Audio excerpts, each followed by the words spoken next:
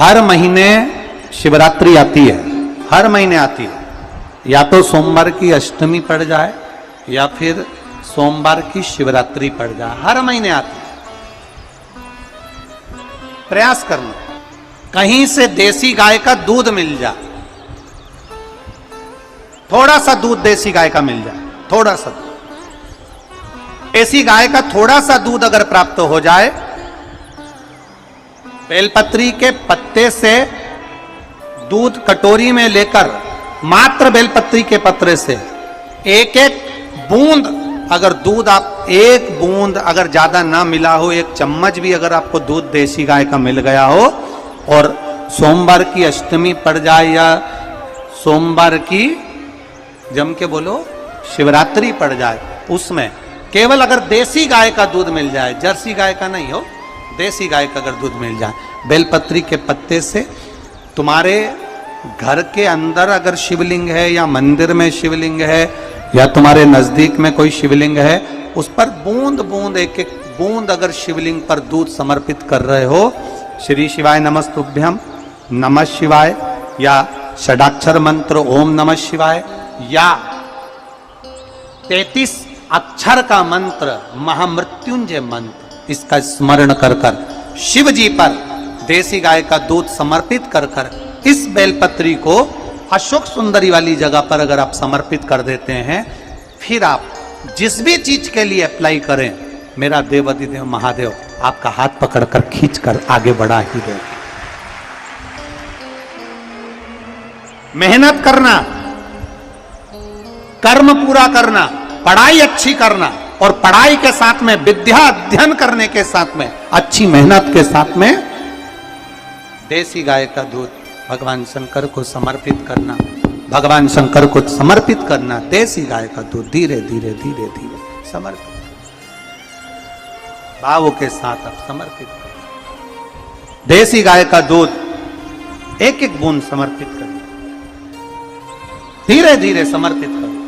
और देसी गाय का दूध जब धीरे धीरे समर्पित करें, बड़े रास्ते से, आनंद से धीरे धीरे जब आप समर्पित करेंगे, बेलपत्री वही दूध में सनी हुई बेलपत्र अशोक सुंदरी वाली जगह पर, उस समय पर डंडी का भाग शिवलिंग की ओर नहीं होना चाहिए, उस समय पर डंडी का भाग जहां से पानी बहकर जाता है अशोक सुंदरी की ओर से, वहां पर होना चाहिए। कार्य में सफलता मिलती है। शिव तत्व को धारण कर। सोमवार की अष्टमी का मतलब आपको इंदौर की कथा में बताया था, जिस दिन शंकर और पार्वती के मिलन का दिवस हो, और केवल एक माता पार्वती के अकेले मिलन का नहीं, 64 योगनिया तक भगवान शंकर से मिलने के लिए आती है। पीला चंदन लगा लेना। कितना लगाना है?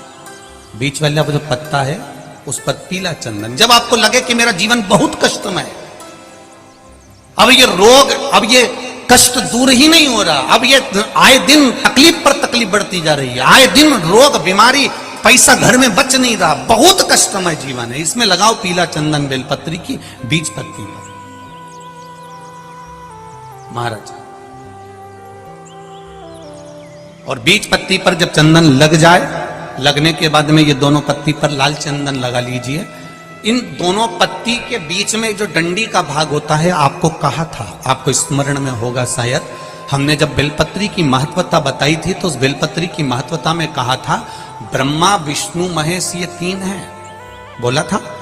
बीच में ये बड़ी पत्ती से लेकर जो 2 पत्तियां होती हैं, इनके बीच में जो जगह बचती है, इसमें मां पार्वती के 64 योगनिया, मां पार्वती अपनी पूर्ण सिद्धि के साथ में जितनी भी देवी के स्वरूप हैं, वो माता 64 योगनिया देवी के स्वरूप में यहां पर विराजमान होती हैं।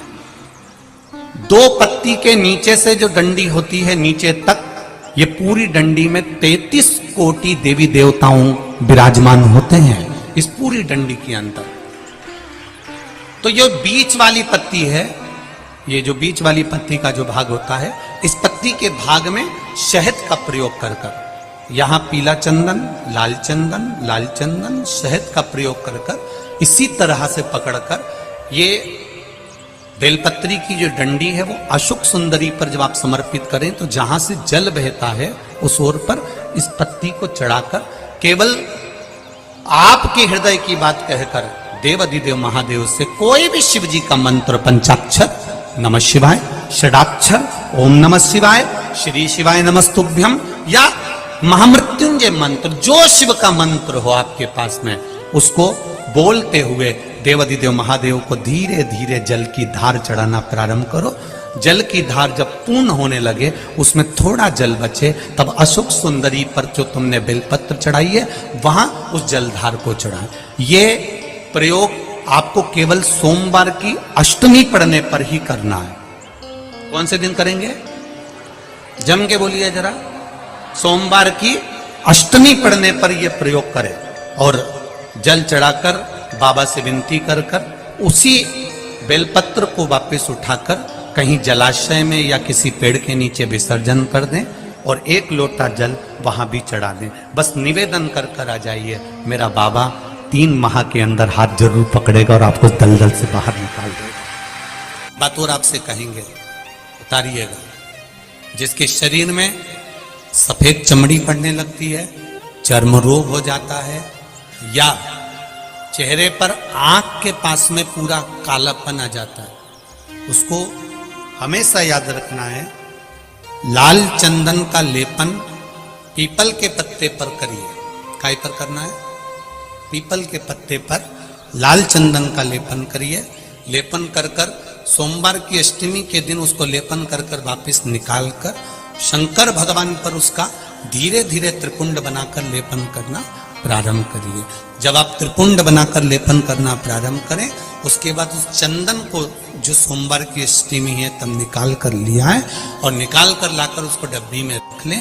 उस चंदन का प्रयोग चर्म रोग के स्थान पर थोड़ी थोड़ी मात्रा में करना प्रारंभ करें, पानी के साथ मिलाकर। परंतु उस चंदन को केवल 6 से 7 दिन में प्रयोग करिएगा, ज्यादा नहीं। धीरे धीरे चमड़ी, परंतु उसको सोमवार के अष्टमी के दिन सिद्ध कर बनाना है। उसको सोमवार के अष्टमी के दिन चढ़ाना है श्री शिवाय नमस्तुभ्यम या ओम नमः शिवाय या पंचाक्षर मंत्र या महामृत्युंजय मंत्र, जो आपको आता हो, शिव जी का जो नाम आपको याद हो, उसको बोलकर चढ़ा। उसको लिया, फिर उसको अपने शरीर पर लगाना प्रारंभ करो।